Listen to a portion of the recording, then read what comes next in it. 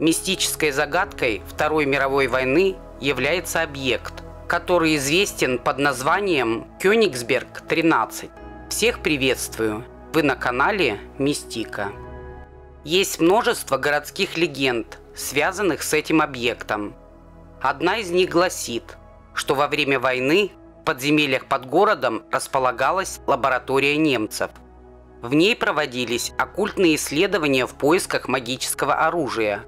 О том, что таинственная лаборатория под мостовой Кёнигсберга могла существовать на самом деле, свидетельствуют некоторые факты. Считается, что лучшего места для ее организации в Европе было не найти. Прямо под городом расположена огромная разветвленная сеть подземных тоннелей, построенных еще в XIII веке. Все подземные коммуникации, а их с каждым столетием становилось все больше, вели в одно место, а именно в единый подземный центр, который располагался прямо под Королевским дворцом. Все те, кто побывал там, и сколько бы они ни бродили по подземным галереям, в конечном итоге всегда выходили к центру огромной подземной паутины. Конечно же, существовала карта подземных коммуникаций, и, обладая ею, можно было выйти в любую часть города или даже за его пределы. Королевский дворец – это самый настоящий средневековый замок, и именно под ним находились таинственные тоннели.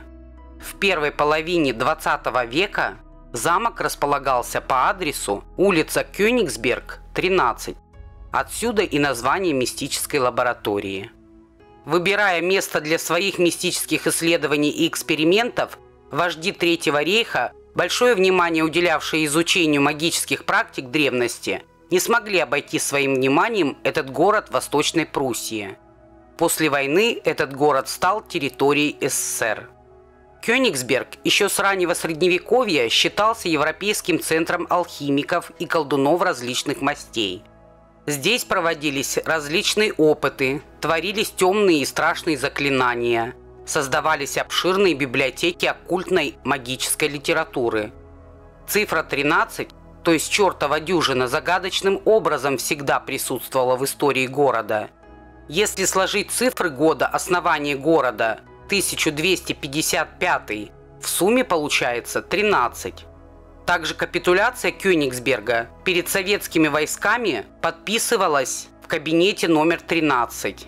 И таких совпадений очень много. Считается, что именно в этом месте Гитлер создал одну из самых загадочных лабораторий по изучению мистических знаний прошлого. Многочисленные легенды времен Второй мировой войны все-таки были правдивы. В действительности же в городе находилась лаборатория, проводящая в интересах Третьего рейха различные исследования в области боевого применения магии. Здесь же изучались древние оккультные знания и делались предсказания событий, в основе которых были астрологические вычисления. Удивляет тот факт, что об исследованиях, проводившихся в лаборатории, не сохранилось никаких подлинных документов, несмотря даже на то, что город капитулировал перед советскими войсками. Возможно, документы обменяли на военную технику и оборудование, не сделав даже копий. Возможно, и в наше время эти документы до сих пор имеют гриф секретности. Для общества предназначалась версия о полной утрате данных немецких исследований в Кёнигсберге 13. На основании рассказов местных жителей можно только предполагать, чем же занималась загадочная лаборатория. Деятельность этой лаборатории в подземельях велась, начиная с середины 1930-х годов и практически до самого окончания войны.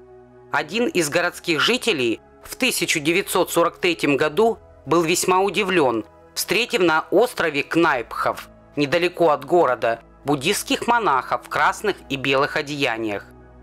Исследования проводились не только в подземельях, но и в домах, построенных в разные эпохи. Там можно было увидеть культовые предметы Востока, христианские иконы, кумиров викингов, а также маски индейцев.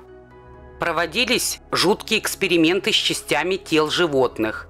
В лабораториях изготавливались восковые куклы разных политических деятелей. которые были противниками нацистского режима. Куклам-политикам вставляли глаза животных. Соблюдая магические ритуалы, прокалывали их тела иголками. Самые ужасные рецепты средневековых чернокнижников и колдунов проверялись на практике.